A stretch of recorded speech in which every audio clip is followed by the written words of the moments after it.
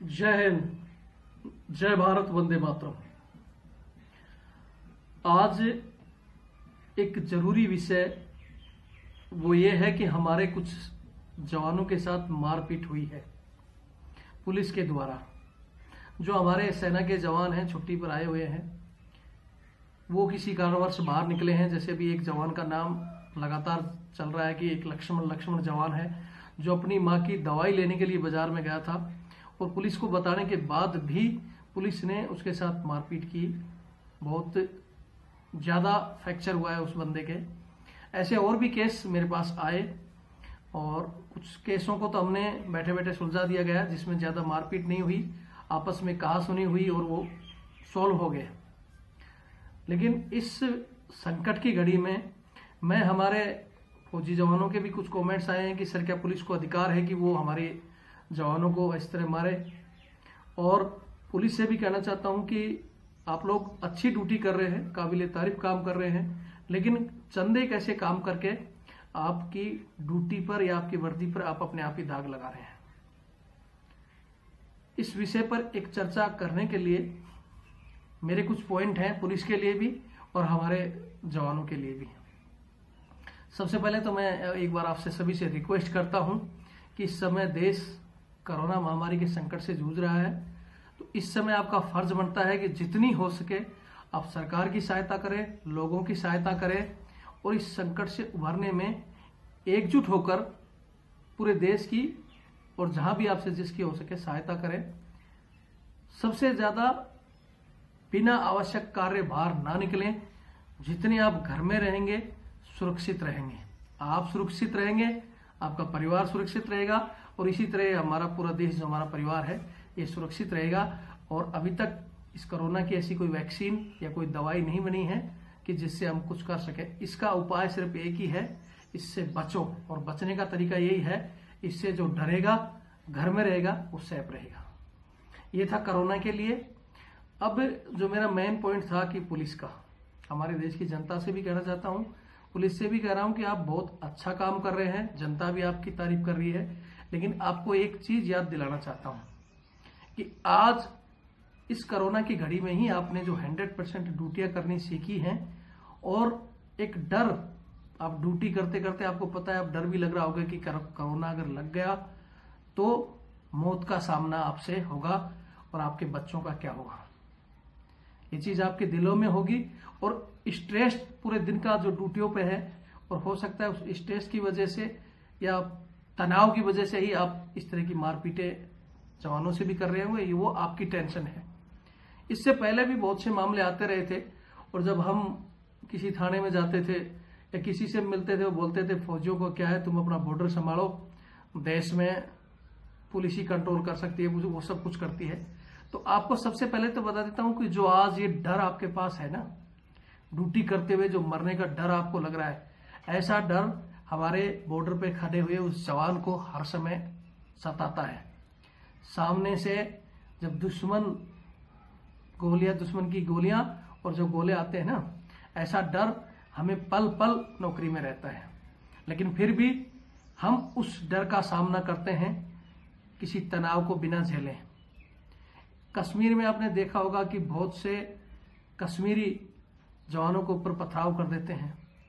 पता नहीं कश्मीर में कहां से दुश्मन छुपकर गोलियां दाग दे, हम तो उस चीज को नहीं झेलते हैं। आज आप कुछ दिन ड्यूटी कर रहे हैं, घर से दूर रह रहे हैं, तो आपको इतनी प्रॉब्लमें होने शुरू होगी कि यार हमने तो आप लोगों के लिए घर छोड़ रखा है, दिन भर आप लोगों की सेवा कर रहे हैं और आप आज उस फौजी को भूल गए कि जो बॉर्डर पर हर समय ही कोई 6 महीने में छुट्टी आ रहा है, कोई साल में छुट्टी आ रहा है, कोई 3 महीने में आ रहा है, मिनिमम से मिनिमम बहुत जल्दी कोई आता होगा तो महीने या 2 महीने में घर आता होगा। उसके बीवी बच्चे नहीं है, वो इंसान नहीं है या उसे मौत का डर नहीं है। जो स्थिति आज आप झेल रहे हो वो एक सैनिक के जीवन में हर पल रहती है जब तक वो ड्यूटी करता है। लेकिन हमने वो किसी को समस्या को हमने नहीं कहा कि हम ये समस्या झेल रहे हैं। हम बहादुरी से हर समय हमारी ड्यूटी करते हैं और उसमें हम ये नहीं कहते पब्लिक को कि हम तुम्हारे लिए कर रहे हैं, हम देश के लिए करते हैं और वो जज्बा हमारे अंदर है।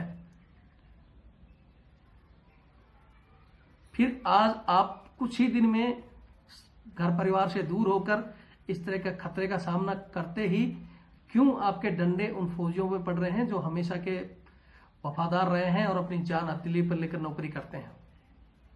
बहुत सी जगह इस कोरोना के पहले भी पुलिस से हमारा सामना होता था तो कई बार कहते थे कि यार तुम तो बॉर्डर पर ड्यूटी करो, तुम और क्या करते हो। तो वो डर आज आपको अपने ही देश में दिखाई दे गया। ये तबलीगी के जमात के या कुछ लोगों ने आपके पत्थर मार दिए, उसी में घबरा गए। हमने तो बहुत दिनों कश्मीर में पत्थर खाए हैं, हमारे साथियों को मरते देखा है, कहां से गोली आ रही है पता नहीं, कब सैनिक मरा और कितनी ही हमारे सैनिकों की डेड बॉडियां हमने अपने हाथों से उठाई हैं। कितने पत्थर खाए हैं कश्मीर में, लेकिन आपकी तरह तो ये नहीं कि बिल्कुल ही 1 मिनट में ही आपा खोके और लठ चला दिए। मैंने पहले भी एक वीडियो में कहा था, आज फिर कह रहा हूं, पुलिस इस समय, हमारे जो डॉक्टर हैं, पुलिस हैं या जितने भी सुरक्षाकर्मी में लगे हुए हैं, सब अच्छी ड्यूटी कर रहे हैं और बहुत से लोग बहुत अच्छी ड्यूटियां भी कर रहे हैं, लेकिन कुछ एक लोग अभी भी नहीं सुधरे हैं। अरे कम से कम उस सैनिक पर हाथ उठाने से पहले एक बार सोच लो।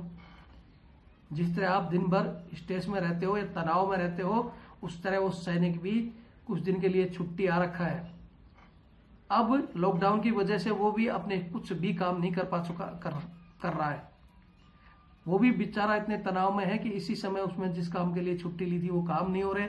उधर सरकार का प्रेशर है कि क्या होगा इन छुट्टियों का, बाद में छुट्टी मिलेगी कि नहीं मिलेगी। इसी किसी मजबूरी में, किसी कारणवश वो बाहर निकल रहे हैं, आप उस पर लठ मार रहे हो। ध्यान रखो।